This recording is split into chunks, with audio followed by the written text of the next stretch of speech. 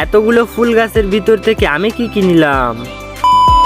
Hello বন্ধুরা, আজকে আমি যাব ক্রসিং করতে, তাই রাস্তায় অনেকটা সময় দাঁড়িয়ে থাকার পর একটা গাড়ি পেয়ে আমি গাড়িটায় উঠে পড়লাম আর আমি রওনা হলাম ফকিরহাট বাজারের উদ্দেশ্যে। আপনারা তো জানেনই আমার কোচিং সেন্টার এবং কলেজ দুটোই ফকিরহাটে, তো আমি বাজারে চলে এলাম। আর বাজারে এসে একটু দেরি না করে আমি সোজাসুজি চলে গেলাম কোচিং সেন্টারে। আর কোচিং সেন্টারে গিয়েই দেখি আজকে কেউই আসেনি, তাই স্যার একটু কাজ করছে বই গোছানোর। তো কিছুটা সময় ওয়েট করার পর স্যার আমাকে কয়েকটি অঙ্ক করে ভালোভাবে বুঝিয়ে দিল।